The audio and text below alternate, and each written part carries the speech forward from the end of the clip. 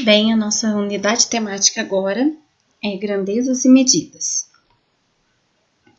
Bom, medir é eleger uma unidade, tanto as convencionais, que são aquelas que são um padrão, tipo uma trena, balança, régua, como também as não convencionais, podem ser potes, garrafas, barbantes, e determinar quantas vezes ela cabe no objeto a ser medido.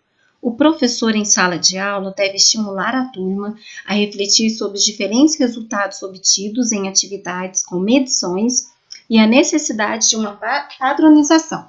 Como assim? Vamos imaginar que, ao invés das crianças estarem aqui medindo com a régua, que é um instrumento convencional, né? Eles vão medir com um pedaço de barbante. Então, assim, uma criança escolhe um barbante, a outra um canudinho, outra um palitinho de dente, outra um palito de churrasco, e elas fazem a medida do quadro. Então, uma criança achou lá 40 palitinhos de churrasco a medida, outra criança achou 120 palitinhos de dente. Ou seja, elas vão refletir sobre o que elas mediram, né? E o que é interessante? Que elas percebam que não tem como cada uma usar um tipo de medida, né? Porque nós necessitamos de um padrão. Entendemos por grandeza tudo aquilo que pode ser medido, contado. As grandezas podem ter suas medidas aumentadas ou diminuídas. Alguns exemplos de grandeza: o volume, a massa, a superfície, o comprimento, a capacidade, a velocidade, o tempo, o custo e a produção. A partir do momento em que o homem passou a viver em grupos e a população começou a crescer, a necessidade de medir aumentava ainda mais. As maneiras como mediam as grandezas eram bastante simples. Eles usavam partes do próprio corpo, como o comprimento do pé, a largura da mão, ou a grossura do dedo, o palmo e a passada. Utilizavam ainda uma vara ou um bastão.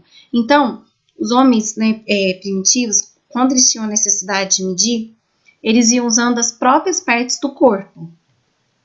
Então, cada povo desenvolveu a sua medida a partir do próprio corpo, de acordo com o grupo em que estava inserido desse dia. Então, nós temos aqui um cúbito, né, que do cotovelo à pontinha do dedo médio, palmo, polegada, um pé, uma jarda. E interessante que essas medidas, elas eram um padrão, né, do rei. Então, eram as medidas do rei. Então, o pé do rei não era igual ao pé de um outro súdito.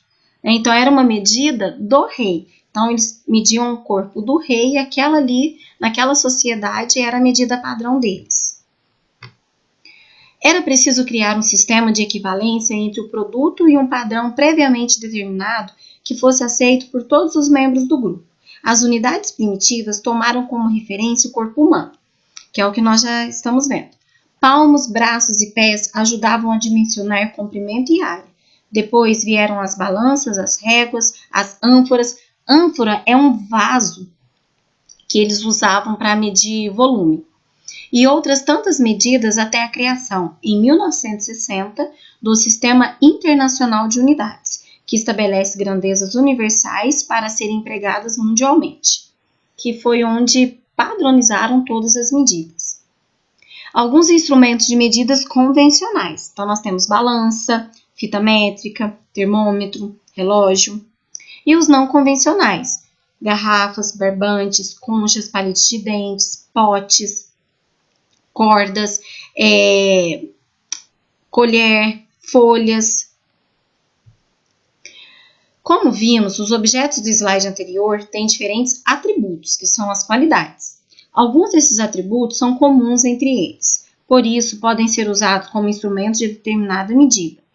Não especificamente por sua funcionalidade, mas por nos permitir comparar e colocar em relação às qualidades de diferentes objetos. Então, por exemplo, nós temos aqui um copo descartável. Então, quantos copos descartáveis, quantos copos de água irão caber nessa garrafa? Quantos copos de água consigo colocar dentro dessa garrafa? Então, o copo acaba sendo um instrumento de medida. É de extrema importância construir com as crianças o sentido da medida, de forma que se perceba que usamos os números para diferentes situações do cotidiano, ou seja, Não usamos apenas para contar, mas também para comparar, diferenciar um objeto do outro, seja medindo, pesando ou quantificando. Só se aprende a medir medindo. Há diferentes coisas que podem ser medidas. O dono da quitanda mede pesos, o lojista comprimentos, a fábrica tempos. Também podem ser medidos volumes, áreas, temperaturas e outras coisas. Tudo aquilo que pode ser medido chama-se grandeza. Assim, o peso, o comprimento, o tempo, o volume, a área, a temperatura são grandezas.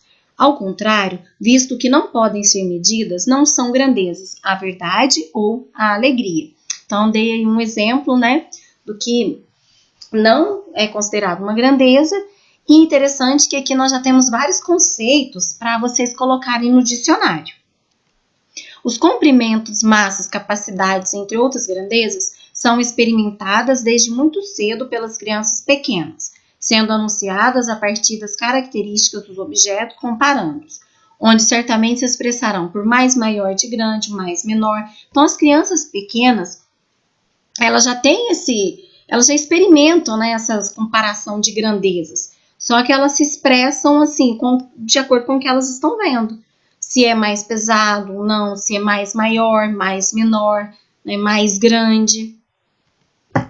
São muitas as atividades cotidianas que sempre estão envolvidas com medidas. Então, aqui nós temos exemplos nos balõezinhos. Está quase na hora de ir embora, o seu sapato ficou pequeno ou grande. Eu estou quente, acho que estou com febre. A minha mochila está pesada. Falta 2 dias para o meu aniversário. Meu salgadinho está acabando. Então, olha só, diferentes exemplos que nós trabalhamos com medidas.